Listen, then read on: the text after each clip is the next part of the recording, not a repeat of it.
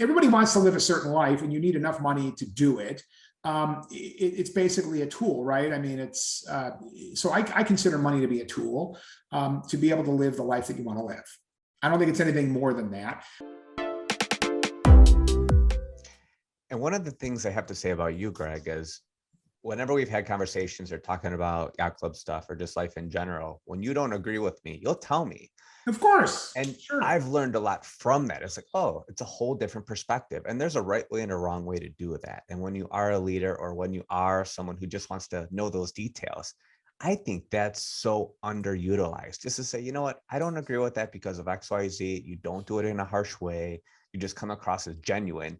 That's a skill that we could all work on, me included, 100% on that. But that's something that sure. I think really successful people have, and they're able to do that in a genuine way that makes the other side feel, okay, I can get with this. I can understand this. And yeah, this is a very common leadership flaw. Leaders often get to the top of a pyramid because they're either right a lot. They bring in a lot of business. I mean, there's all kinds of reasons people ascend in these in sorts of organizations.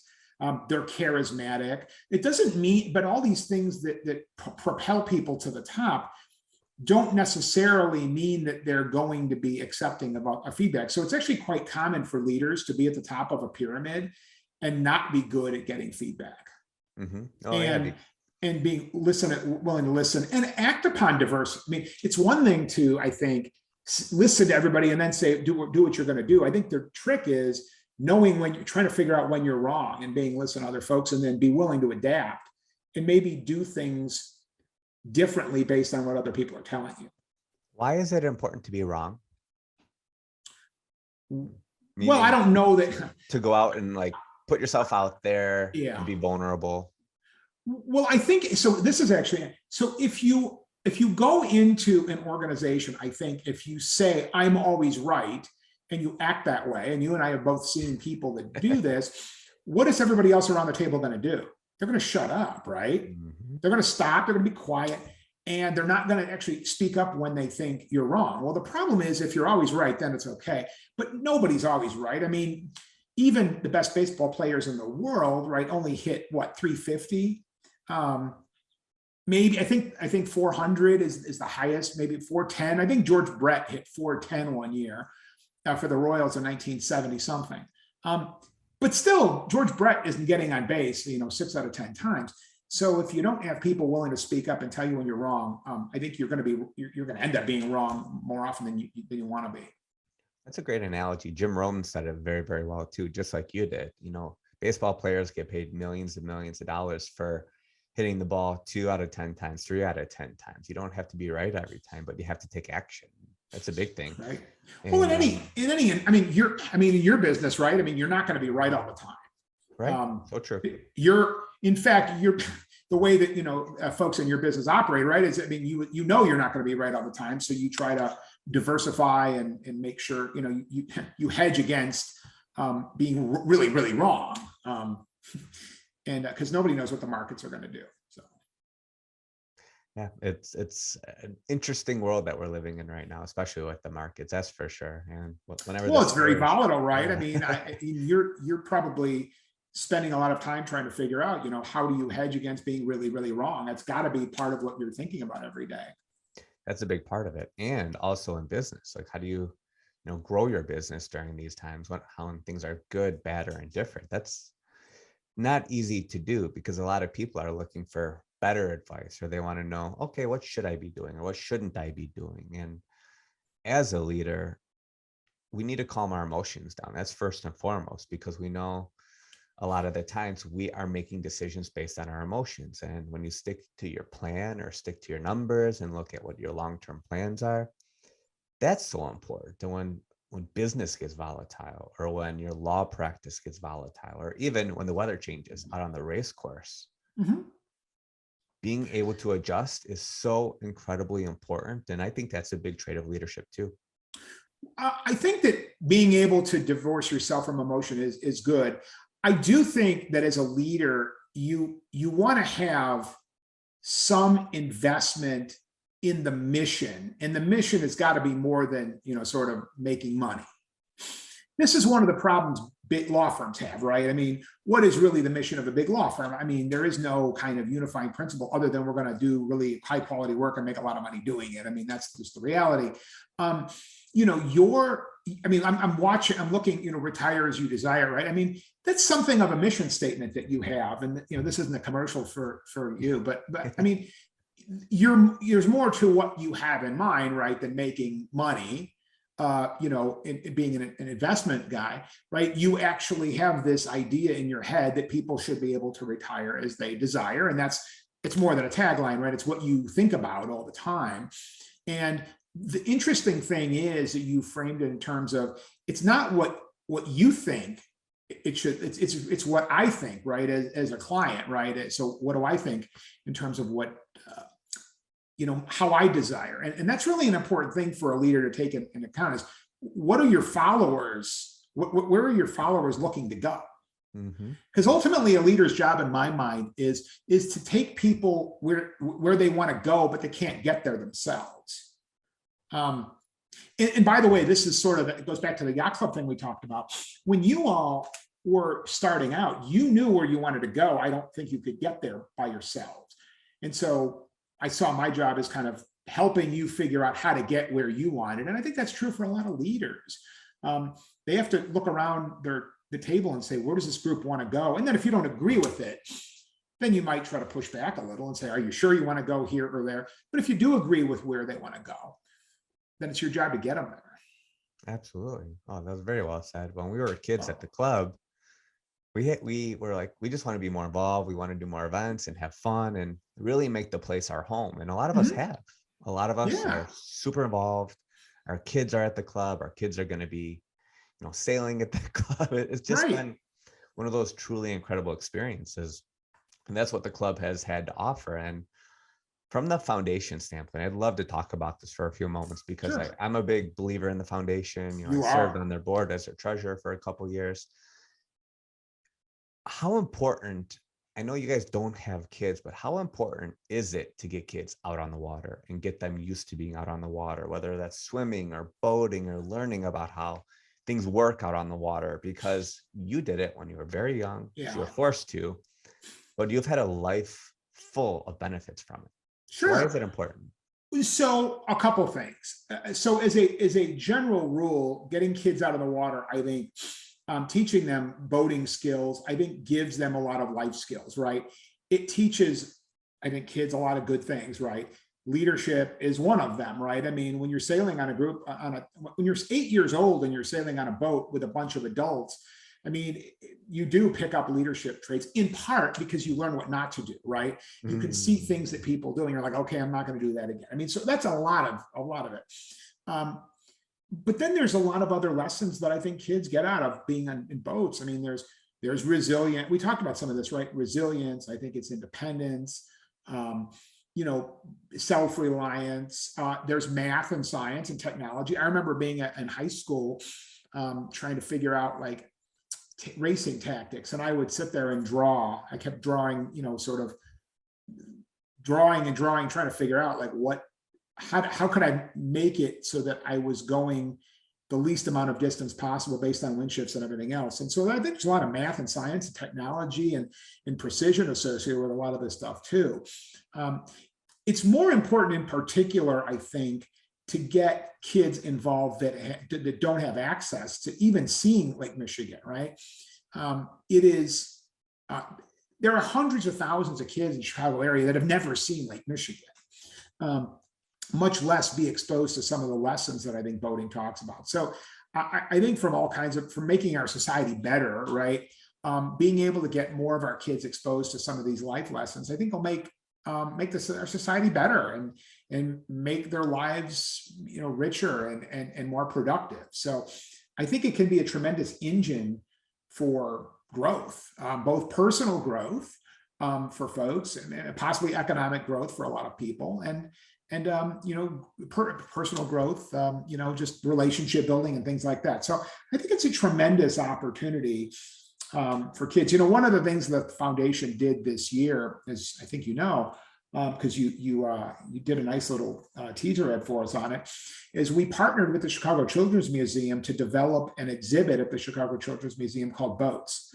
I think we call it Captain Your Own Adventure.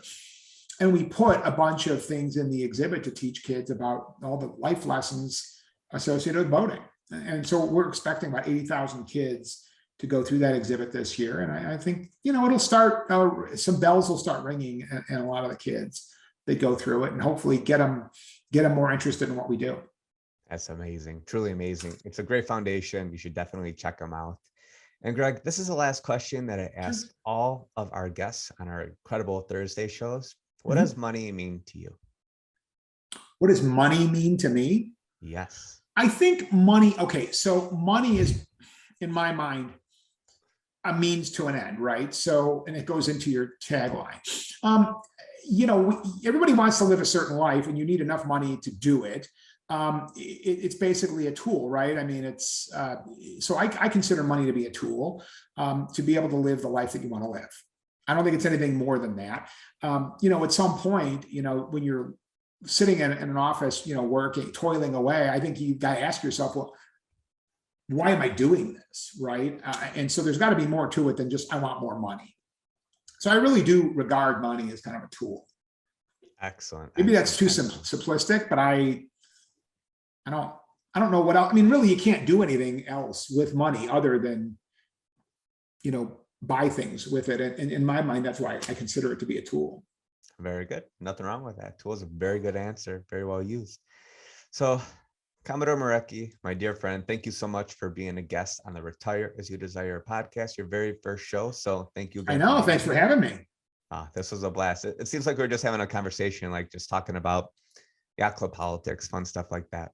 I think we are. That's all we're doing, right? I mean, it's not just yacht club stuff. I think a lot of what we've talked about is kind of more general stuff, right? And things I think that you can kind of import into other aspects of it. Indeed, I think I've learned a lot, in every organization I've been involved in, I learn a lot that I can apply to other areas of my life. And I learn from people that I don't, that might even be younger than me. I mean, you've taught me a lot of things. There's a little story that you may not know, but I remember for a month trying to get a speaker to come and talk to my class at University of Illinois. And ultimately you were the one that gave me the magic tip. Why don't you reach out to the person and say, should I stop bothering you? Right. And I'm like, well, does Bill really know what he's talking about? I'm like, I'm going to try it. And it worked. Right. And we ended up having a very nice event for about 150 alums. And so without that advice, that probably wouldn't have happened. So, I learned from lots of different people, most of whom are younger than me. So, I appreciate that. And I think we can all learn from each other. That's really something that, I think everybody can do, is learn from everybody around them, not just the people necessarily older than them. Oh yeah. So true. I learned stuff from our 3-year-old all the time. So that's interesting. So what have you learned from your 3-year-old in the last month? A lot of patience. That's for sure. Right. And how to slow down. Those have been 2 big ones, because the things that he's doing, the way that he says things, the way that he laughs, and the way that he's smiling and just trying to climb something or put something up, it really makes you slow down, because we want to be on all the time. We think society, we have to be working, we have to be going a million miles an hour. And it's the complete opposite. You need to slow down and let things come to you and give yourself space to think. And when we're really super present with our kids, life changes and new ideas come and just new energy. That's been the best part of this whole thing. It's just been incredible. I think that's a very good life lesson that I'm still wrestling with, right? I mean, this idea that, it's okay to basically sit there. Yesterday, it was Sunday, right? And I was super lazy. I mean, I think I took a nap. I think I was supposed to call you back. I was taking a nap. And, I think there's some value to having that kind of space in there. And it's very, it's not really favored in our society, right? The society is always go, go, go. And I think that's a good lesson that certainly kids can teach us. So kudos to him for reminding you of that. Yeah, it's great. Take free days. Don't work. Don't check your work email. Don't call the people back. Just separate yourself for 24-hour blocks and give yourself space. That's a game changer for sure. It's funny you say that. I never do that. This idea of 24 hours, giving yourself 24 hours, gives me the heebie-jeebies. But the idea of taking an afternoon off or something like that, I've been able to get myself that far along. Yeah, progress, not perfection, my friend. That's for sure. Right. Well, there's another lesson for you too, right? I mean, no matter how hard you try, you're going to make mistakes. Mm-hmm. Your approval ratings will never be 100%. Nope. Gotta go out, take action. I think that's the biggest thing. You have to act and go out, make mistakes, dare to suck. Nick Natton was another guest on the show. He's won 22 Emmys. Incredible guy. He said, dare to suck. Just dare to suck. Go out and try it. Go for it. So did he suck? Did he in fact suck? At some things he definitely does, and he'll tell you that. And it goes back to the whole thinking. Focus on those 2 to 3 things that really give you energy, the things that you love. Take time away and do the things that you love doing. I mean, think about it, Greg. You are separated when you're doing the Mac race. We are not on our emails and not worrying about work when we're racing up to Mackinac Island. We're out in the water. So that's right. You have separation, right? When you're doing a distance race, you're not, if you're doing the Queen's Cup or whatever, you definitely have those times when you're away. And that's so important in life. We cannot be connected 100% all the time. And that's right. So it's funny you say that. That is actually the only time that I won't check my email is on a Mackinac race, which for your listeners can you got it done in what, 36 hours once? 40.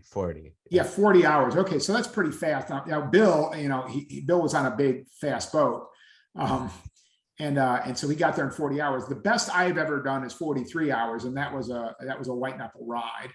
But usually it takes me about 60. And so during those 60 hours, I don't spend any time on email or anything else, unless it's directly related to racing the boat. Yep. Yeah, it's good to slow down, take some breaks. I think that's a big takeaway from today too. But the leadership talk has been tremendous, super, super tremendous, Greg. I know you have a ton of expertise in that, and it's out there. Well, so do you. Well, so do many people. Learning. Mm-hmm. I think that's another point, by the way. I do think that's another point. The idea that being a lifelong learner, if you go back in time and you look at some of the best presidents in history, well, Lincoln's one of them. Lincoln was an inveterate reader. Lincoln read all the time.